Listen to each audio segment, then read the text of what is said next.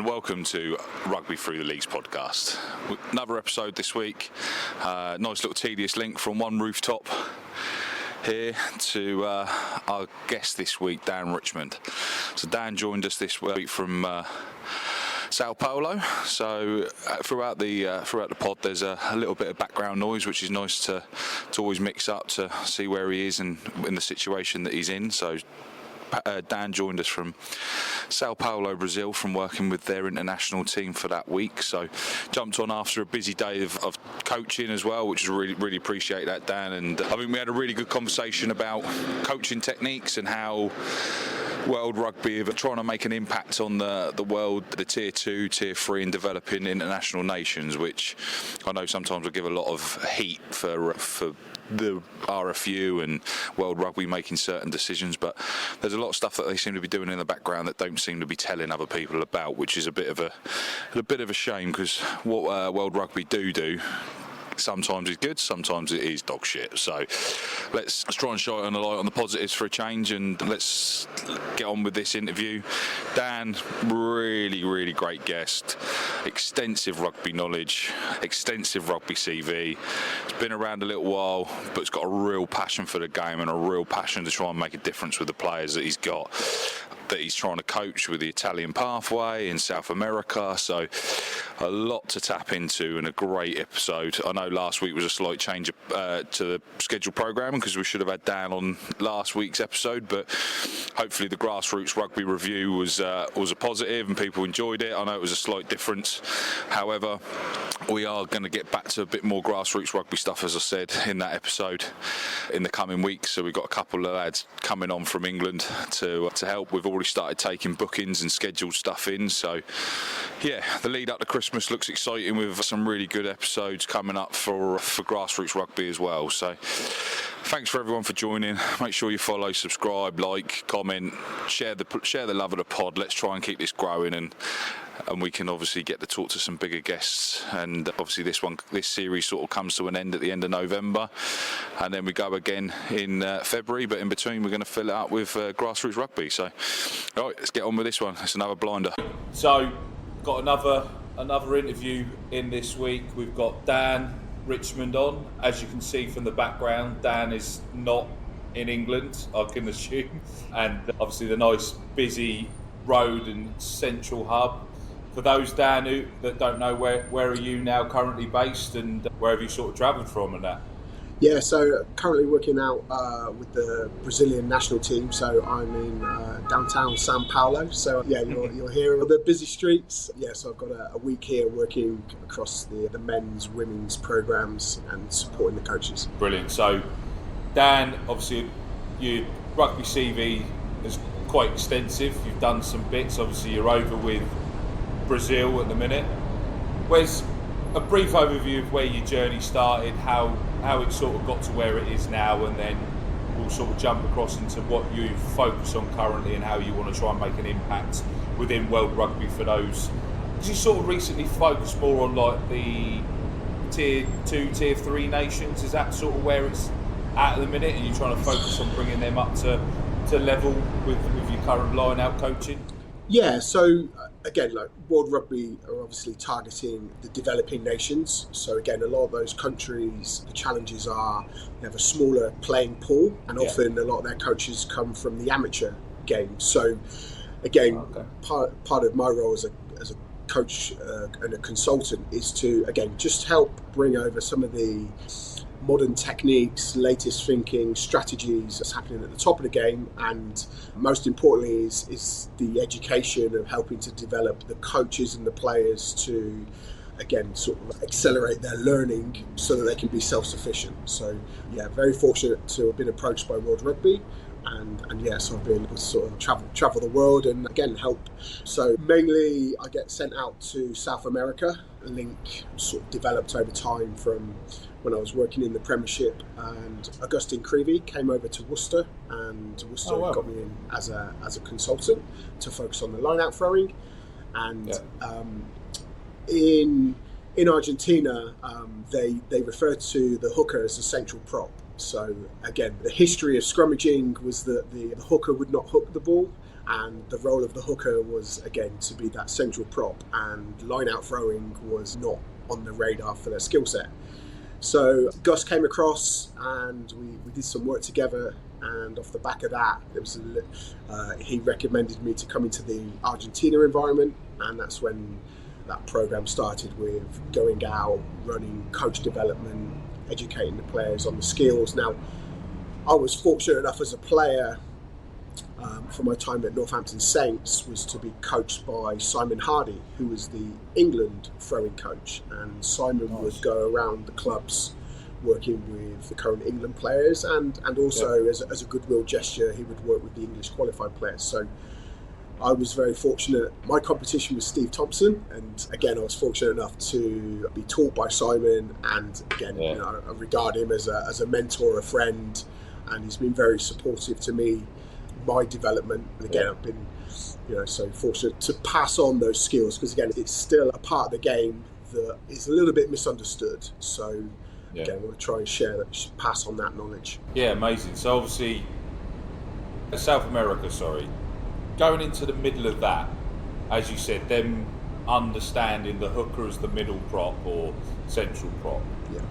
Is the skill gap completely not there and it's a blank canvas, or have you got to educate a base knowledge and then sort of teach out bad habits, or are they just sat there on YouTube and then you've come in and said, hold on, we've actually got to do this, this and this? Like, that must be a really weird platform to work around. So when I first started going out to South America, again, it was a case of working with the players in their development squads. Now, so when did you start that?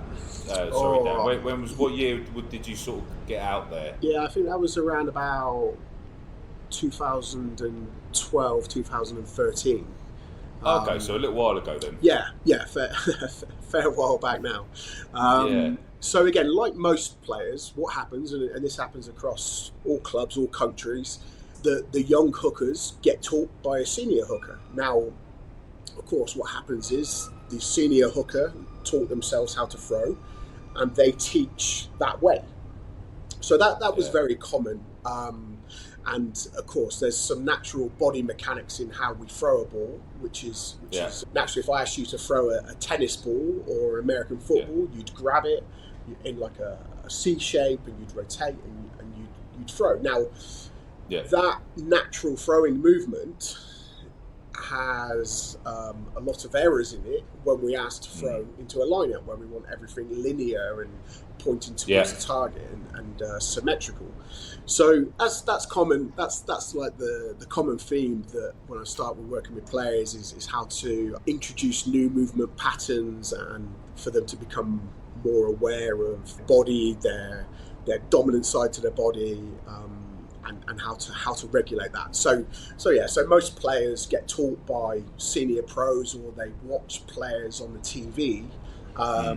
And as we know, a senior player now is never injury free. So what you see is an athlete performing with compensations, because they've all got niggles and shoulder injuries or neck injuries, or the years of being battered in the scrum.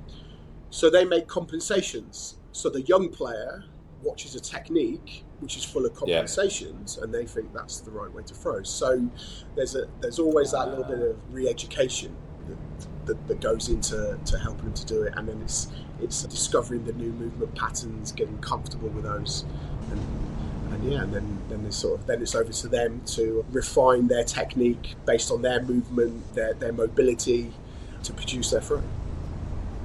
So how do you do that? Have you got like if you got into the video games and stuff, they've got like the mechanism and all of that sort of stuff. Have you got World Rugby kitted you out with a load of Gucci gadgets that you can record it, put them in like a green suit, make them like look like do all that, or have you literally got everything's videoed and you break it down second by second to rotate the player? I don't know, obviously. I wish it was like the Matrix stepping in. So probably some great sort of reading and background. There's a great book called The Inner Game of Tennis, which talks about the body can produce the movement, it hasn't learnt it yet.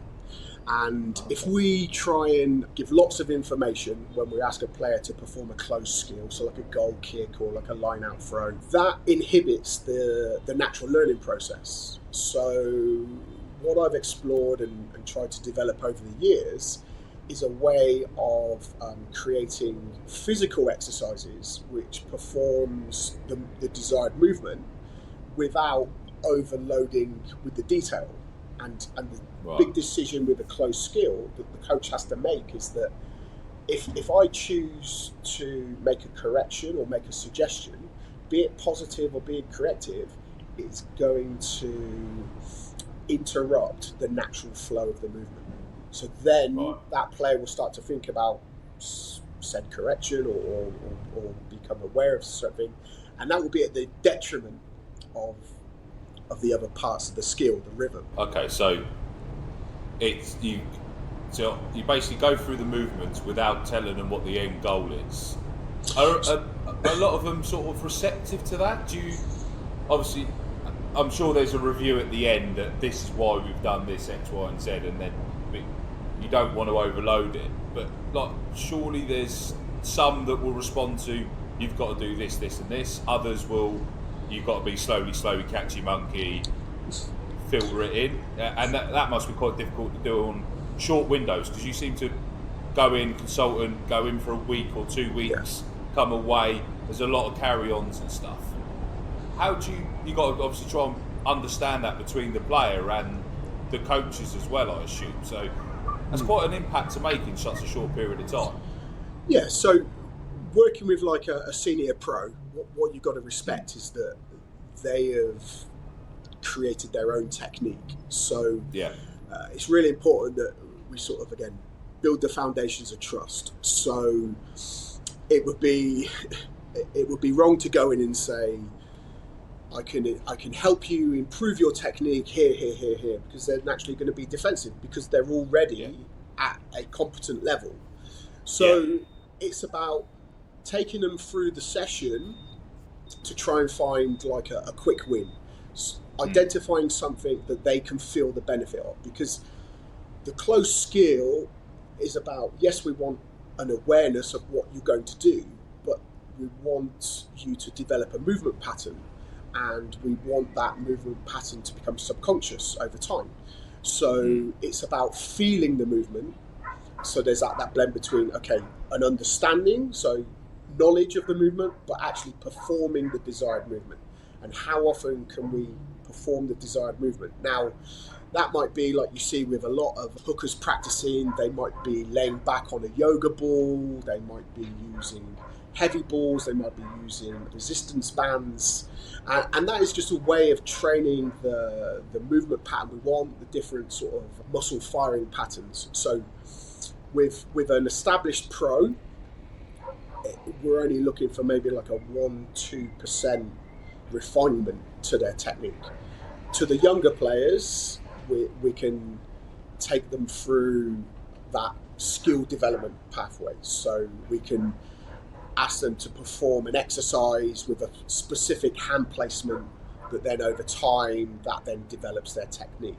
But again, if you do that with a senior pro, then they look at you funny as if like they're a little bit reluctant to explore. Yeah. So that, like everything, that's the balance, and you've got to respect they've created their skill, their technique through their experiences. Yeah. So a friend of mine, the coach, has said best advice that I've tried to carry on is it's connection before correction. And with my work where I run the line-out throwing program in the Italian pathway, that has been so valuable, especially working with the pros over there. So you've got to create an enjoyable space. You've got to find a quick win for those senior players, so they start to become receptive to exploring techniques. And like we always say, if we introduce something new, if they're open-minded to try it, then we ask them. Then I sort of ask them to say, okay, now what percentage of that do you want to carry over into your practice? So if we've done something to make their hand placement more effective. Then they try it. Okay, I wouldn't expect them to go straight into, okay, now I'm going to go straight into this. It's like practice in isolation, feel comfortable with it, try it in practice, and then through those reps, you will naturally adopt that technique, and then you'll produce that in the game. So it can be quite a strategic sort of way, and a slow, gentle way of introducing change and refinements in those senior players. Are the senior players probably the most resistant to you coming in, or some really open, or no? They all are, because again they're competitive animals. They want They want to improve. They want the 1%ers. They want that nugget. You know, when you're working with those players, it's like, well, okay, let's explore. Tell me what you like, and we'll go down that route. You know, they've got to be part. They've got to be part of that. As I say, the younger players, the newer players, I've designed a framework that I take them through, because they've got to get that volume of repetition into their practice to develop that muscle memory. That's the same thing. Is it? They say that if you do an action 50,000 times, you become world class at it, or something like that. Is that the same sort of? Your muscle memory becomes your bog standard if you go through the same trajectory on your line out throw that you practice and you build that framework around. Yeah. So there's a little bit. Again, that 10,000 hour rule, you know, they've now sort of dug a little bit deeper into that, and that study actually came from, I think they were like a world-class orchestra to begin with. Right. The simple hours, it might be 10,000, it might be 8,000, it might be 12,000. Yeah. But the point is, the key is that it has to be purposeful. It has to be accurate practice, and that's where a lot of my work now with the players I've worked with over the years is they'll drop me a video, and then, you know, they might have come back from a little injury, and that's always when we start to see some compensations. So you just need a fresh pair of eyes, and we can then sort of advise them with mobility exercises, working with the strength and conditioners to enable them to sort of, again, get close to optimum. What is the most common thing then that you have to correct, or feel that is the most common across the board for correction? A requirement. I know you've said obviously players naturally put compensations in because of injuries. Is that the most common, or is it hand placement? Or So the most common is the hand placement, and the hand placement affects everything. So, however, with that said, when it comes to working with a new player, is you can't just go straight into working with corrected hand placement, because they'll go from being able to produce a throw to not be able to produce a throw, and you know they'll be pretty disappointed with me. So hand placement has a big impact on your setup posture, your recoil rhythm, and how you release the ball. So again, over the years of trial and error and exploring different ways, is that we created like a framework that I use, that if we can get an effective posture and a consistent recoil rhythm, those two elements of consistency is an introduction into exploring hand placement. And then but again, like I say, with established players, and the thing that I hear the most is like, oh, this feels really strange, this is really alien to me. And it's, well, look, of course, once you've done 100 of those, maybe it'll feel a little bit more frequent. So again, those sorts of sessions have got to be, you know, they've got to be fun. They've got to be a session of exploring. So again, my demeanour, my delivery has to make sure that we stay in that way, because again, as soon as a player starts to over process, they're going to start to again like tense up a little bit, and that has a detrimental effect as well. So yes, it's a real balance on delivery and the technical aspects. You mentioned earlier as well about WhatsApp and stuff like that, and players being able to send videos of that. Has that been probably one of the biggest step forwards in your accessibility to players while being away? Though you don't have to be there, but you can still access them quite easily? They can send you exactly what's happening and you can review it. Has that been a big stride forward for supporting the developing nations as well, without having you to be in Brazil, etc., all the time constantly? Yeah, exactly, and that's a big tool I use for working with the Italian pathway. So the players are in their different SAP groups around the country, and they post videos, and then I can give them instant feedback, and the coaches, and they can be supported through their practice, so that again it's the correct practice as opposed to repping something that is going to be ineffective or cause problems down the line. So I think what's come out of COVID again is everyone is more receptive to this type of communication and learning, and in a way that was another a great challenge for me was, okay, can I coach this skill without physically being there? How can I design exercises whilst we're having this conversation now? So that's been a great challenge, and I'd encourage that to a lot of coaches. Okay, can you coach passing whilst on a Zoom call, or goal kicking, or how would you explain it? So there's been many sort of WhatsApp video calls where I've got props doing their crouch bind sequence against the wall, and got hookers laying on the floor of their apartments, and spinning a rugby ball and so on. So it's just about, again, for me the challenge was being able to communicate it effectively and design the relevant skills for them to go and practice. So you haven't had to resort to start doing like a demo in your kitchen at home while you sat there spinning a ball in front of it, or propping against the kitchen side or something? Oh yeah, all of that, and like the Mrs. walks in like, what are you up to, Dan? What's going on? She knows. Yeah, she knows. So it's like, right, hold the camera here, and I'll do this. So that's that happens quite frequently. So, and that's the other thing, is like that, being able to sort of collate a large amount of video of training and so on, and for me that's always the pursuit for me. The challenge is like, okay, how can I refine this exercise to be the best exercise for a specific element of a skill? That's what sort of really floats my boat. Nice. So we've mentioned, obviously, you go in and sort of support the players. Obviously, you also mentioned about, obviously, developing nations. A lot of the coaches are coming off the amateur game, etc., etc. You have to coach a coach who's obviously had to adapt their own way of learning to coach to start with. How do you go in and support them? Is it the same WhatsApp groups, the same framework, the same this to support the players, or are they part of it? Because obviously a lot of coaches are probably pretty much one or two coaches. They can't cover. They cover a wide expanse of that developing nation.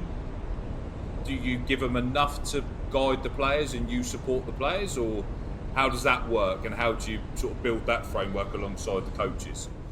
Yeah. So again, it goes back to that connection first of all, and again, so get an understanding of where they are within their season, what that looks like within the challenges they've got with their player development, their skill development, and being guided by them. Again, it's like, I'm here to help and support first and foremost, so they're very much part of the conversation. Okay, where do you want to start, and then we build from there. And often, once we've had a day or two of that, then the conversations go a bit wider, and we go a little bit deeper into things. And again, ultimately, my role is to support them. So first of all, I've got to get an understanding of their environment, the challenges they face, and it's never a perfect environment.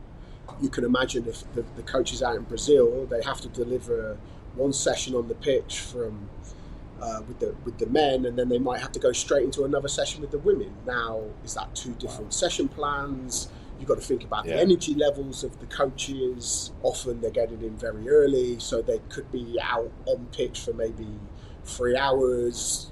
It gets crazy hot.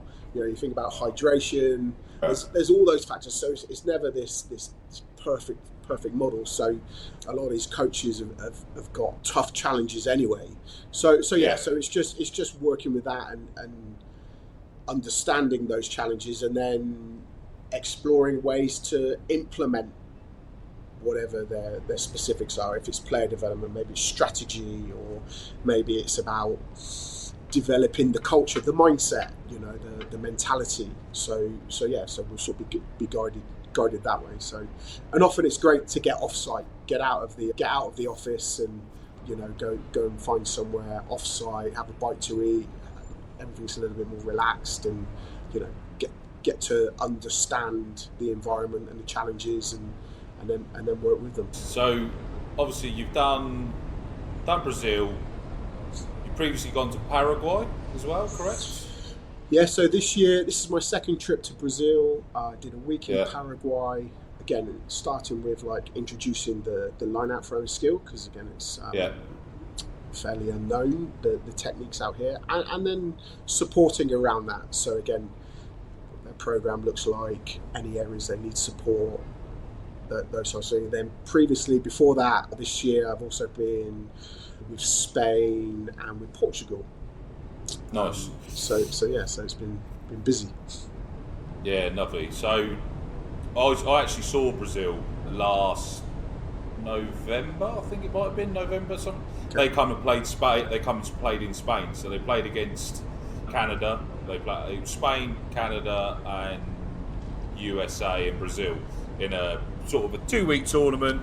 They played a semi-final the week before and then played afterwards. But Brazil, they look like they're a proper outfit to a certain extent. They got to about 60 minutes and then sort of the batteries run out. But there's a really good base to start from as well for an emerging sort of nation. Is it now they're at the sort of point of the 1 and the 2 and 3% that will make a difference between them making an impact on the world stage? Yeah, I think so. What I've been, like I say, really impressed with is they've got their high performance centre. Of course, you got to look at it on their sort of physical development with their fitness levels, their endurance, they're big men, they're big powerful men. They're blessed with that. Yeah, so I think like you look at teams like Brazil, Chile, being fortunate to be involved with the Chile program pre-World Cup and in the World Cup to see how they've kicked on from that experience, and Brazil are on their coattails, really sort of chasing them down. So so they're definitely the World Cup qualifiers. They're gunning to try and follow in Chile's footsteps with getting to the World Cup. They've got some players playing over in Europe as well, which when they're brought back into the squad will definitely make a difference. So it's often a balance now at this stage of the season for these nations is to develop some strength in depth, bring in some of the young players and try and focus on some of the upskilling and improve their conditioning, so that when it gets around to the World Cup qualifiers, they've got their identity, and that's what's really important. Is like what is we talk about the Brazilian forwards. Well, what's that going to look like? Is that a big scrum? Yeah. Is that a scrum for penalties? Is that a really aggressive maul? Is it a team that plays off the top and plays a lot of fast tempo? Whatever that looks like, I think they're certainly starting to put that framework together.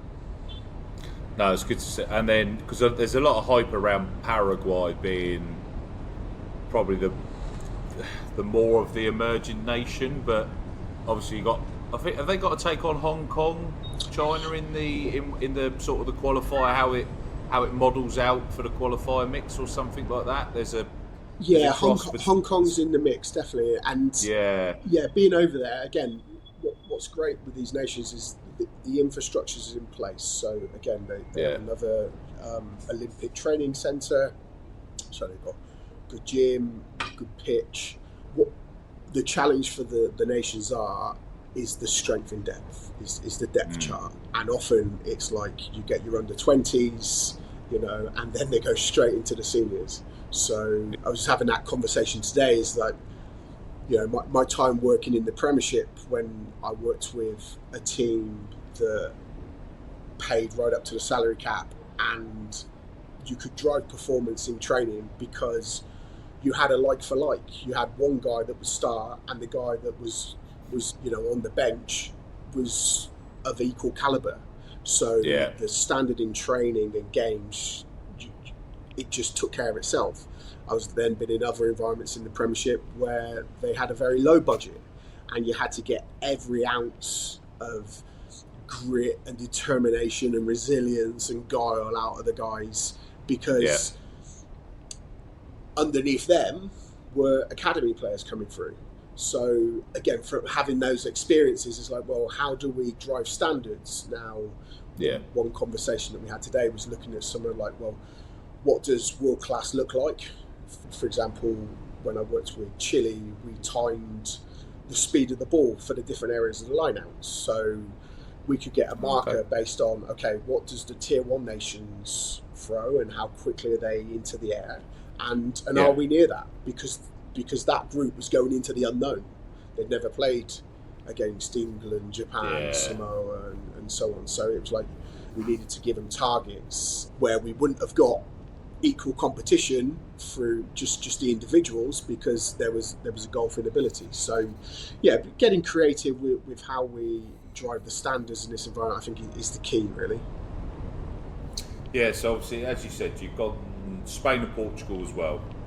They're probably more of a tier 2 nation, so they're probably a couple of steps ahead. Obviously, they've got to find the 1% and the 2%. Is the framework a lift and shift from all tiers, or have you adapted a tier 2 one as well? Because obviously Portugal went to the World Cup, done very, very well, created an identity as a very good international side.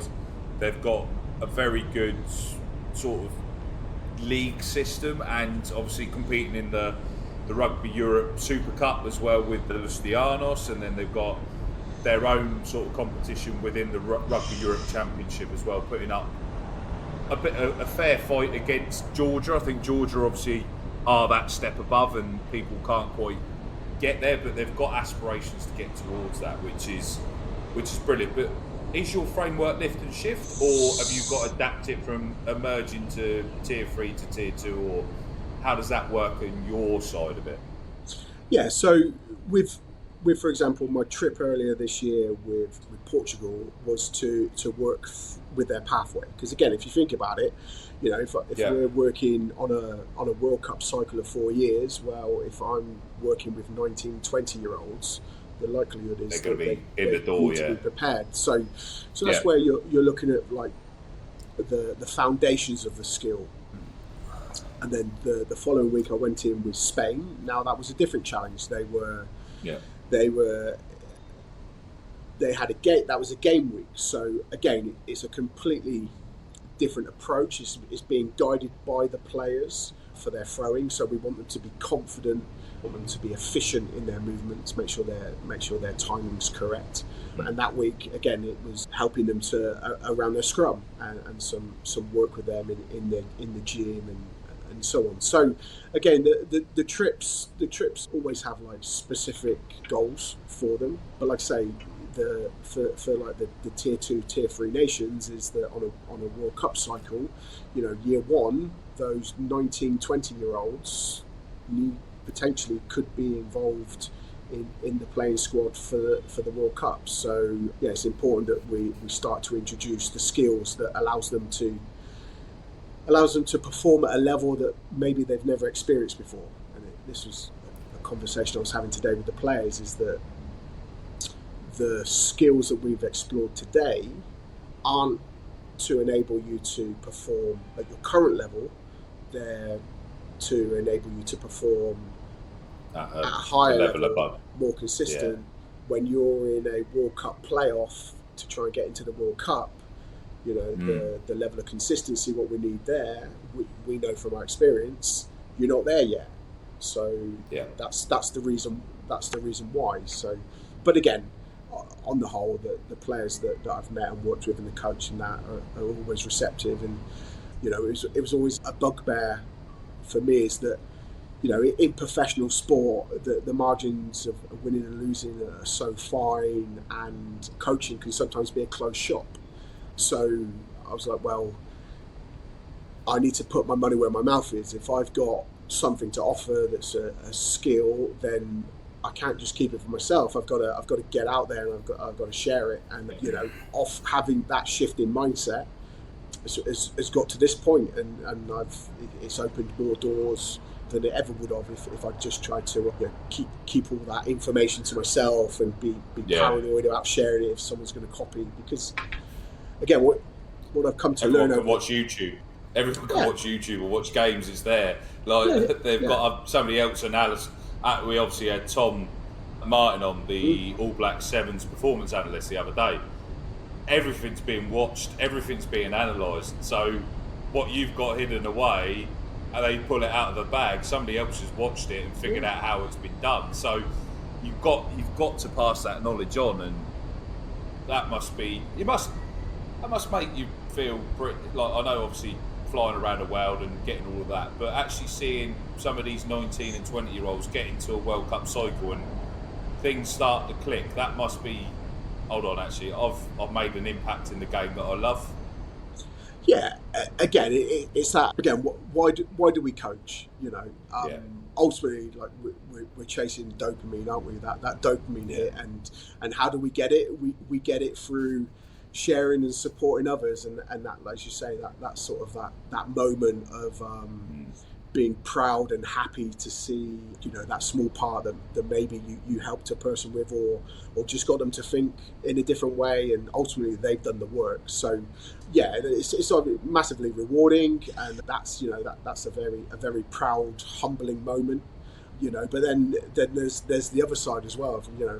Professional coaching is you never know what's around the corner. You've got no stability. I've got a very supportive wife and family, and yes, it's fantastic that I'm out here coaching, but then I've got my wife at home holding the fort with two children, and when I come home, it's like I'm like all hands on deck, trying to be super dad and picking up the slack, and so and like I say, there's always that uncertainty. You don't know, contracts come to an end, you don't know if things are going to be renewed. So I've come to learn is that all you can really do, like you say, is like do your best in that moment. And if it's good enough and you've built those connections with people and they see value, then often good things come of that. And that's what I can control, and that's really the focus. So it's a great to still be part of it. It's great those moments when you get this, you make an introduction to a technique and you get that oh yeah moment,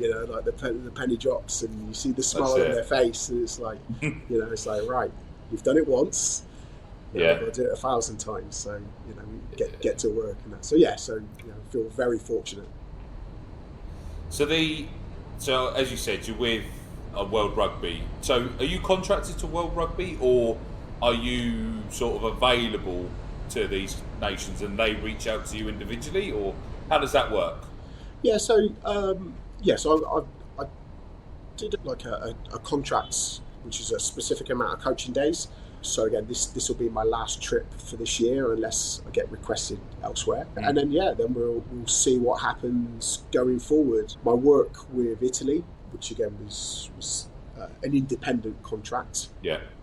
So I was asked to come and set up the throwing program in Italy. So there was more of a standardized program. Now that was based around using the body mechanics, and I brought a great coach in called Jo Hopkins. She's like a biomechanics coach, and she had a dancing background. And what was great about that, the point of difference was that, of course, in Italy they don't play sport in schools, so they have to go to an external club. So when you're picking you're picking up like a 16-year-old, 17-year-old athlete, they're maybe not got that physical development or coordination. So we would identify any areas physically that they've got to develop, put extra exercises into those to help them to perform the movements. So this is my third year, and the sole purpose was for me to hand over the program to the Italian coaches in the pathway and an Italian to run the program. So I'm currently mentoring a coach that will take over the program. My last visit is in January, and then pass it on. And again, that's another example of, well, I've got to, put my money where my mouth is, because if I'm so against people trying to sort of like in a way being a little bit insecure about their position and sharing knowledge, well, I can't say one thing and not do the other. So it's been really rewarding, again, learning more about how you work with the Italians, which is a different culture, and also the different regions. That's been great for me. So for me, my personal development comes from being in different environments and, again, adapting and learning how we can make the most of that situation. And it was Wayne Smith who said, when he was fortunate to be coached by him at Northampton, is like, if you keep sharing your knowledge, it forces you to evolve. So I'm certainly a believer in that. As funny as it sounds, I've been fortunate in this game now to coach in the Premiership. I've coached players in the top 14. I've coached internationally. I've coached at a World Cup. So I feel very fortunate, and I've coached at all levels. And I've got to that stage where, again, as most young coaches and most young players are, you're in that striving mindset, and I certainly was. They're sort of in my early career. It's like, okay, I'm now coaching the line out. All right, I want to be coaching the scrum. All right, I want to be the forwards coach. Right, I want to do more than that. And everyone, we get caught up into this. What's next? And I was certainly guilty of that. And you pick up scars along the way. I've been a consultant. You're last in and first out. And on reflection, you get to those moments of your career, because as a coach, you're either in work or you're out of work. That's it, and it's inevitable. You will be out of work, and those moments in your life where it's like, right, what's next? What am I going to do? Where am I going to focus? How am I going to build from there? And all those situations where it starts as a negative, you can look back on and say, well, okay, if I didn't get let go from this club because of financial reasons, I wouldn't be where I'm at now. There's no way. So, I wouldn't have coached at a World Cup. So, yeah, so that's kind of, again, probably been my little bit of resilience and probably stubbornness of, not giving up and trying to find a way. That's kind of where I feel at the moment. So, what will be, will be. I'm going to enjoy my week here, working hard with the guys, keeping in touch with them, finish up the program with Italy, and then see what happens. Yeah, so they've obviously come across their own little challenges, stuff like that. So have you had to sort of go into much sort of S16 academy or under 16 academy group work?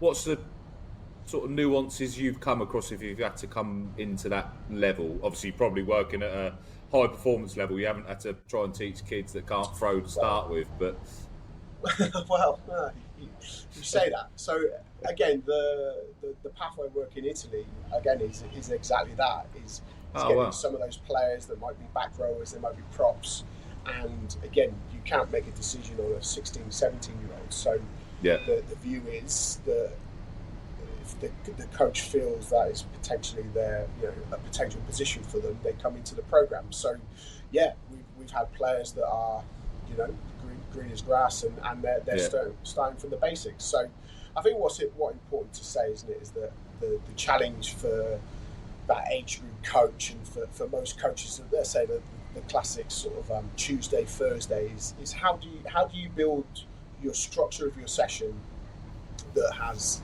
an element of development in it. Now, yes, we can ask the players to get to training early or stay a little bit longer after, but if we can also build that into the training session, then they're going to get 2 hits of that repetition, and that's something that, again, you see in the modern game. If you go to watch the training sessions, they call them like athletic primers, and that might be some physical exercises to prepare them for maybe their footwork across the ground and their jumping, or the throwing or the lifting, and it's just building those habits, and so that again, for the youngster, they're starting to develop, first of all, the movement pattern, but then they've got to get control within the movement pattern, and then we've also got to remember that they're growing, so there's going to get to a stage where they lose all their coordination, and again, that was something that we plotted through the pathway program in Italy, was again you taking some measurements of the players and realizing that when they get that spike and they grow from 19 to 20 and they start to put on some muscle mass, and how that then affects their mobility, their range of movement. So having that focus of as they're growing, making sure they're doing their foam rolling, their stretching, to be able to move how I'd like them to move. So so that's there's always that constant battle. But again, if you can think about, okay, what's the part of the game that you're trying to coach? Okay, break that down into its components. What's the movement pattern? If we've got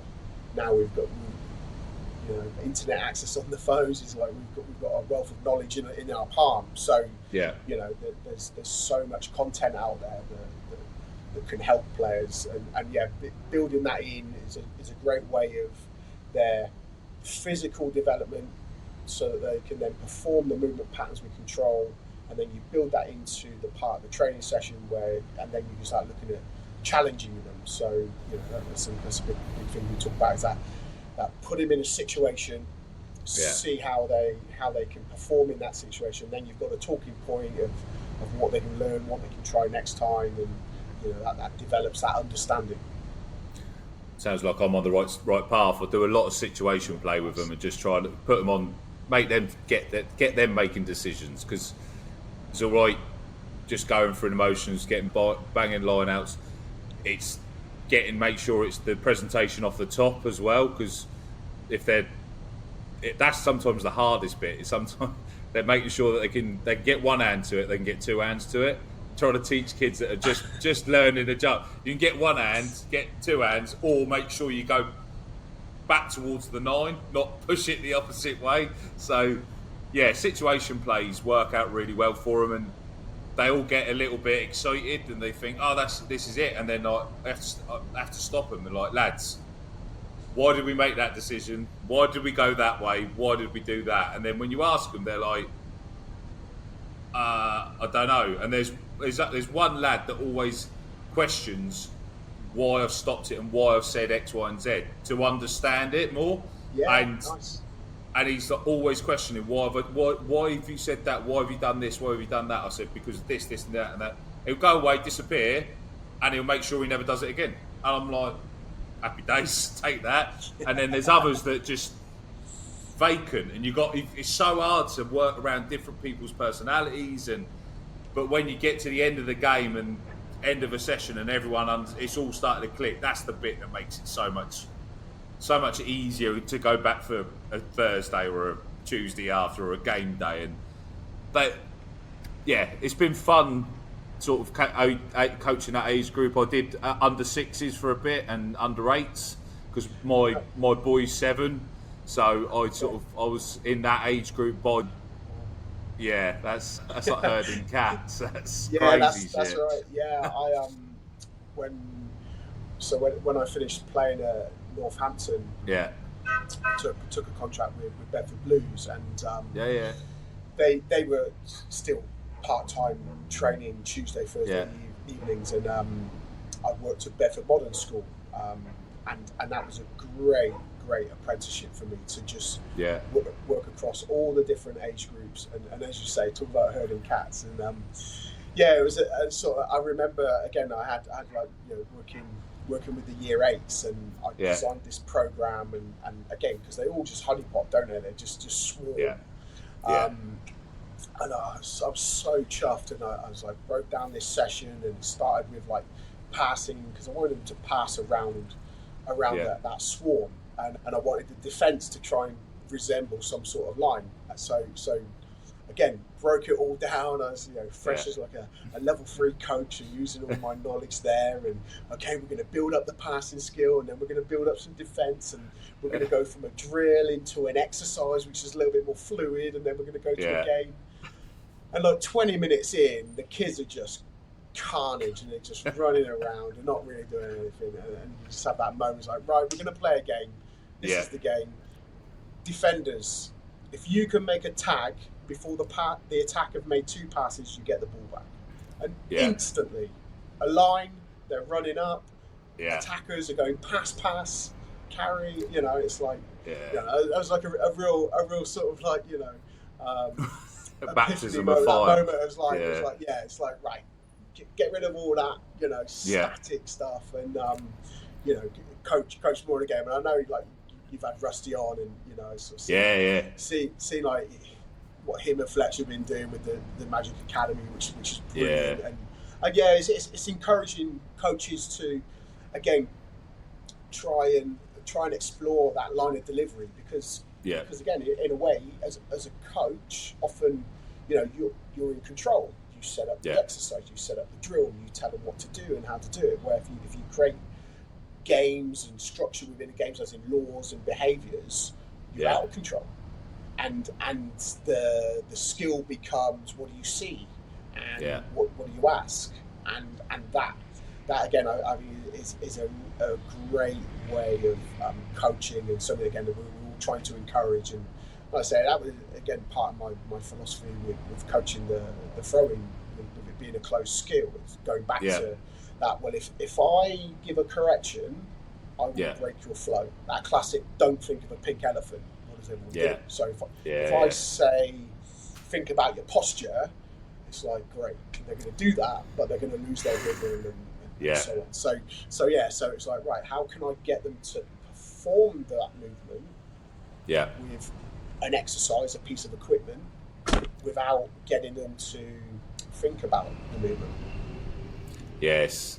I know some days they turn up to training and I'm just like, we're not messing around with situations. We're just, lads, just there's a ball, we'll go gameplay, you make the decisions, then give me the answers why it went wrong or how it went right. We'll debrief it, go again. Because if we're standing there just throwing the ball consistently, I know I'm going to get nothing out of them. So sometimes it's easier to put them into a game situation and say, right, what are we going to do there? Why would we do that? Let's get on with it. If you've got them stood around chatting shit to them, they're going to lose interest, aren't they? And it's sometimes just let them play. Like the first time I picked them up, I went to training for the first time. I hadn't met them, didn't know any of them by Adam, and it was a case of they're all dollying around in warm up, everything like that. I was like, right, every time you drop the ball, you're around the pitch, and then they were like, whoa, what's going on here? And then that was it. They even started self-policing it. I was like, I don't need to be involved now. I know that. And then we got on the pitch, and I said, lads, I don't know what any of you can do. Let's just go play, and let them play. And I was running defence against them and stuff like that. Ball up, ball down, all of that, and going in for turnovers.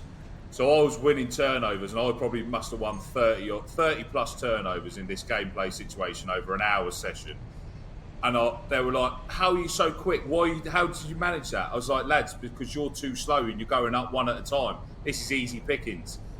Next session, that reduced to 20 turnovers. Session after that, it reduced to 10. Session after that, it was down to 5. Session after that, it was maybe 1 or 2. I was like, lads, that bit's been solved now. I don't need to teach you the rest of it. I'll teach you the intricacies as we go, but you're now making sure you're securing that ball off. And they're like, right, now I know why you've done it. It's like, like Smiley, like you say, that 16-year-old boys, they need direction, they need guidelines, they need boundaries, don't they? So, one there around behaviour straight away. And again, what have you done? If you're going in for the ball, you've created a contest, you've created a challenge, and then it's like, right, how can we smash the coach? How can we get there before you? And that's what we all crave, isn't it? We create that competition. So, in your way, you've created that, and that's then created a focus without having to do your classic static drills, your hit pads, and going down and presenting and clearing over. So everything becomes more fluid. Because again, aren't we? We're asking these young players to play what they see. So if you are going to take it to like a technical drill, which has got its place, because again you're getting high reps, you're getting that muscle memory. The key is how like say, how do you build that into the fluidity of gameplay, and then you get those examples, you get those talking points. And the thing is, we're not on the pitch. We're not on the pitch. We've got to pass that knowledge as much as we can over to them, and then they've got to deliver it during a game time. And that's as pitch side coaching. You stand back and you think, why have you done that? And then you grab. I'll speak to them after. I'm like, lads, why did we make that decision? And then they're like, well, I've done this because this and this. I was like, that's fine. As long as I've got an answer and you understand why you made that decision, we've moved forward. It makes everything. It's allowing those lads to make decisions for themselves and understand why they've made that decision as a team. It makes everything so much easier. And again, I think with like say with how we're so comfortable communicating now is it goes back to that. It's like, well, those young players, they don't know what they don't know. So if we can give them some context of good practice and what that looks like with some video clips and sent out onto like your Facebooks, WhatsApp groups and whatever, that creates an image of what good looks like and what we're aspiring to achieve. Then your conversations become a little bit more guided, don't they? Because they're more, okay, yes, you might have made this decision. Thank you for clarifying what you did. Yeah. Based on what does great look like, how do you do? What would you do differently? And again, those coaches that maybe have got like an office job and they got time to sort of go and get on YouTube and find a load of video clips, is a great tool. And that was one of the conversations we had today with like in the 20s camp.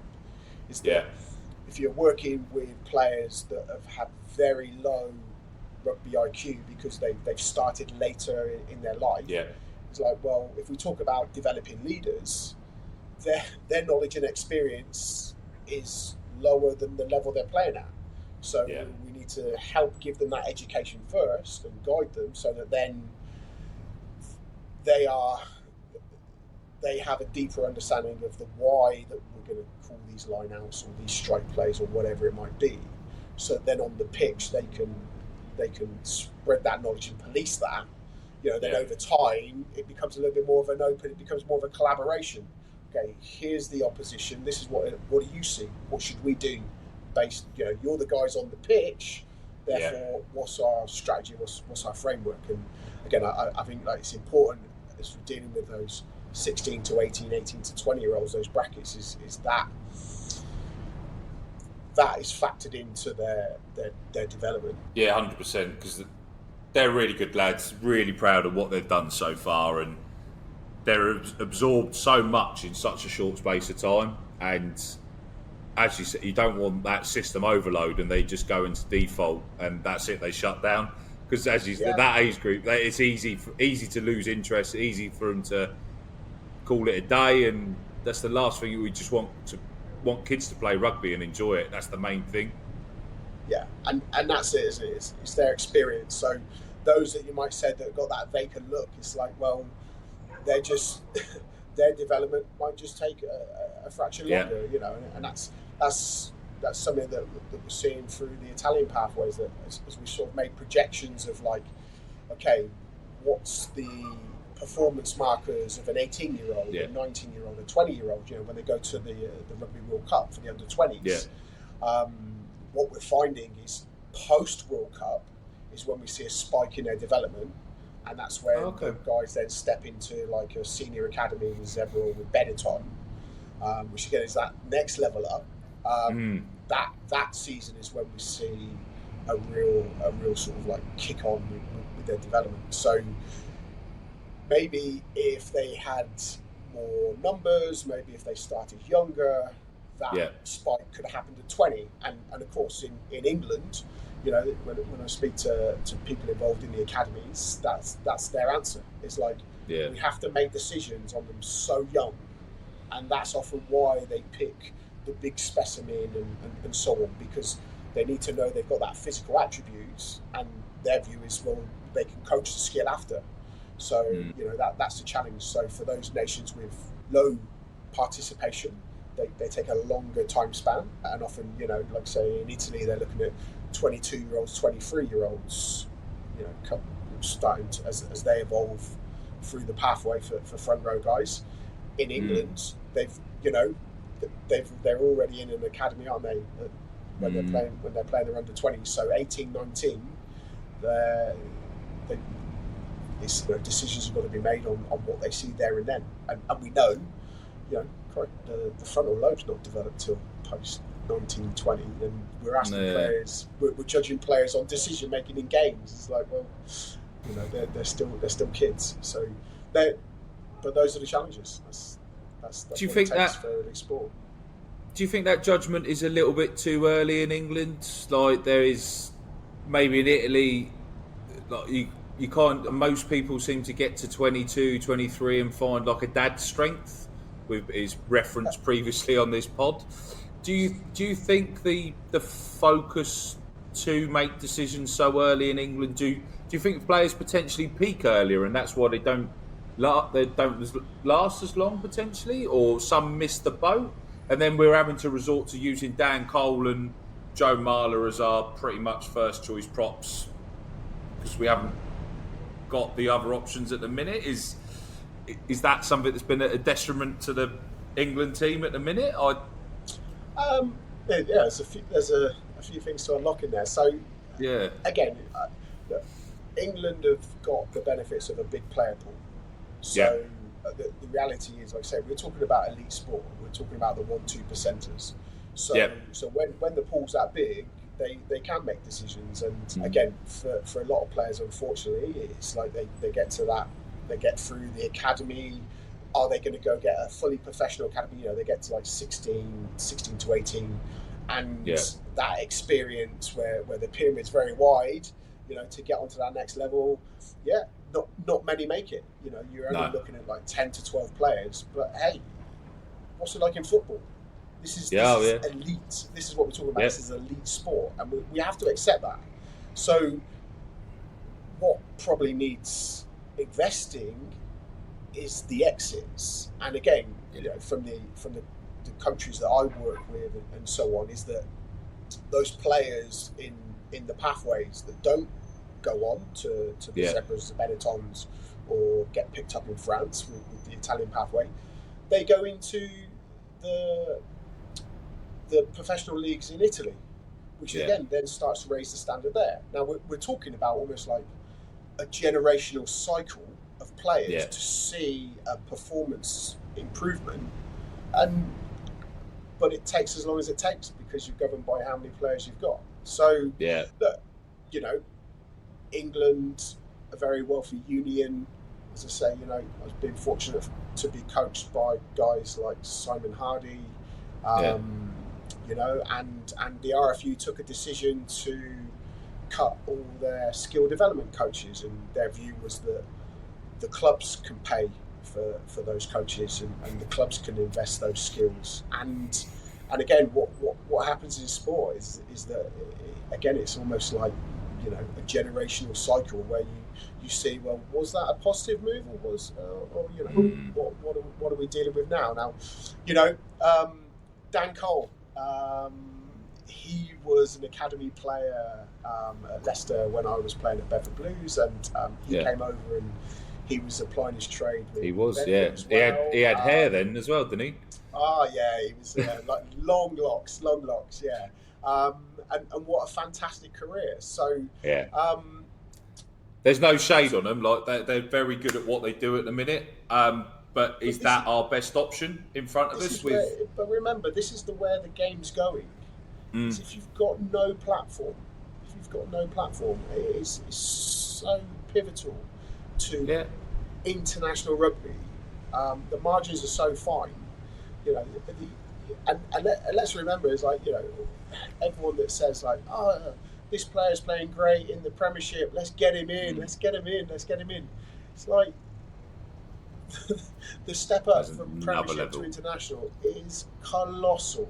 Yeah. So, and then we're talking about, as we say, about like physical development. a 23-year-old, and then you're being put under the microscope at test level. In the front row is a massive challenge. So I think, in certain positions, like say, you mature later, everyone's talking now around playmakers, the 9s and 10s is like getting to 26 is about a good age because you've got to have time in the saddle. And while you're in there, what's happening is you're seeing those pictures come at you so frequently. You're making decisions based on split seconds of what's coming at you, and that's then when you're almost then start to develop that time on the ball and so on. So you can imagine in the Premiership, you get to 26, you've had lots of exposure, lots of reps within that, and then you go to internationals, which again is another level. Another step up again. Yeah. So I think for a lot of people, there's a reason why there's obviously a lot more intelligent people and successful people in coaching in international levels that stick to this tried and tested pathway. Bring a youngster into the environment, then take them out. So they've had a taste. Now you go and show me that these are the markers you want to go and get there.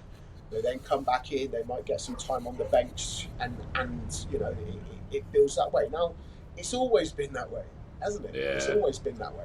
So, but that's rugby, isn't it? Because it's been used forever. Like you've then got like the bomb squad, and now obviously Bill Beaumont wants to change that because he thinks he's got too many subs, and he's probably well, he's obviously gone off there, and then Razzy's pulled him apart in a response there. But do you like with that as well? So many things constantly change, and I understand why some of them do. But going back to Dan Carl and everything like that, why we've obviously got Genji was there, very, very good player as well. We've obviously lost Sinks to Toulon. Didn't have the greatest few seasons in Bristol. Probably, do you think he moved himself out the shop window slightly and has gone away to work on it to come back? Or and then you've got Ben Abano and stuff like that. And we've got plenty of very good players that have had that taste and been at the table, but we've had to resort back to the tried and tested Cole and Marler pair up, which are brilliant. I'm big fans of them, don't get me wrong, but I don't know where are we going to go after that?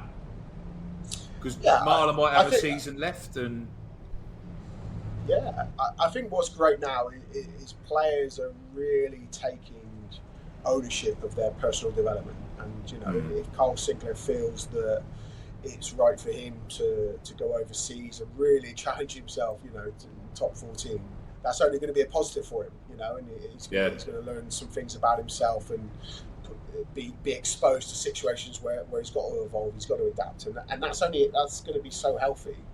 If he chooses to return to play in England, or if they change the rules about selection. Again, it goes back to that time, that sort of that timeline, doesn't it? So if we've got these young props, these like early 20s to 25s and so on, well, as we talk about that, developing that physical strength or functional strength, at that level, do people start to come into their own in their late 20s? So the Coles and the Marlers is like, all credit to them. Oh yeah. Is that now that's the standard. Now the standard now, if you're a younger player, you're in that system, your job is to get there, isn't it? To get to, and that's what creates the beauty of the competition. So I think we have seen shifts in tier 1 nations around their recruitment policy and so on. So, but again, you can't cheat time, and the guys need exposure, they need good coaching, and then they need, like I said, that time in the saddle to then learn how to adapt in the moment. And so that's where we are. Dan, it's been an absolute pleasure. Obviously, you're a few hours behind me. I'm now sat at pretty much 1 o'clock in the morning here. At some point, my kids are probably going to wake up and wake me up again. But it's been an absolute pleasure to have you on, and it's been a really nice change of pace to the pod, to go about a slightly different way through your journey and how you've done it, and and how you go about business, and World Rugby actually shining the light on emerging nations and obviously supporting that as well, which is really good to see that those nations are starting to put themselves in the window. Obviously, do you feel that Brazil, one last sort of prediction then, do you think Brazil are going to get themselves to the World Cup? I think what's going to be great, and I'm going to encourage people, watch the World Cup qualifiers. They're phenomenal. Going to be a great spectacle. They really are, and the special part for me is, again, coming to these environments, and the players are so hungry and driven to learn, and this is so big for them and their family and their community, and there's a deep emotional connection and pride about what they're doing, and it's going to be fantastic. It's going to be a really good watch, and I think probably one final thing to say, and I think Portugal really sort of blazed a trail on this, is that being a tier 3, tier 2, developing nation that is going and putting in the standard structure of how we see the game played. It's like, well, you don't have the athletes to do that, so let's get creative. Let's find the Brazilian way, the Chilean way, the Uruguayan way. Okay, the Spain, the Portugal way, and I think that, like, some of those games in the last World Cup were the most exciting, enjoyable games, because you see, instead of seeing the classic, the free pods, man out the back, and punch rugby and box kick and so on, you saw teams moving the ball earlier in the pitch than they would normally do, and it made a great spectacle. So again, it's like, if you're gonna compete with the superpowers, you've got to get creative and find your own identity. So it's great fun, working with the guys as they're starting to discover that. Yeah, I'm really looking forward to seeing Uruguay firsthand. So I'm going to Spain, Uruguay in November in Madrid.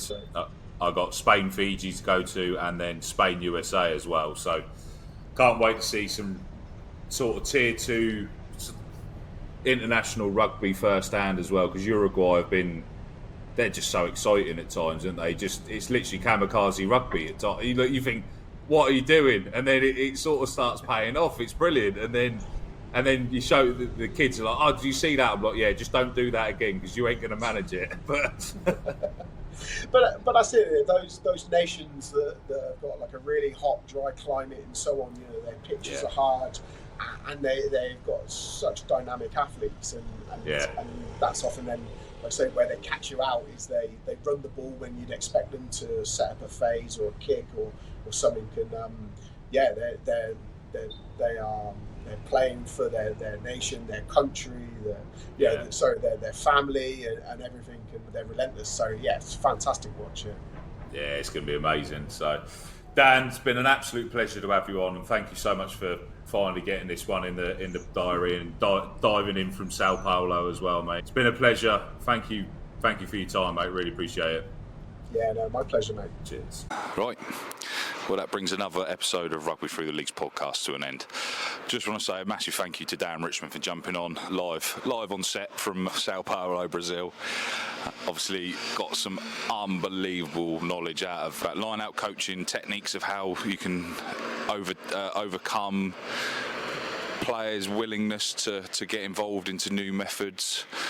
But what a bloke, what a rugby CV, what a bit of knowledge, and it's great to see some really positive stuff being done by World Rugby, so hats off to them for supporting the tier 2, tier 3 and emerging nations. Next week we've got the Richmondshire RUFC lads coming on. As I said, we had the schedule mixed up a little bit due with the grassroots stuff, but we've now got another grassroots club coming back on next week, up north this time, so slightly different to where we normally sort of concentrate, but they've been sharing a bit on the TikTok and want to try and get under the skin of what they do and where they've been. They've had a tough season last year, so it'll be really interesting to get on top of how this season's going and their big plans that they've got out there. A really good bunch of lads as well, so it'll be a good laugh. 3 of them coming on as well, so 4-way interviews, which should be good fun, bit of banter, bit of grassroots rugby again for everyone, so hopefully you guys join in for that one. Don't forget to like, follow, subscribe, get involved in this one as well, because Dan Richmond, absolute fountain of knowledge for rugby, Lineouts Scrum coaching, everything, all the bits that you need. Dan's also got an ebook which I'll link out later on the socials, so Dan's obviously got that if you need to reach out to support with him as well. So great bloke, top bloke, and another great episode. So one last thing from me, thank you and goodbye.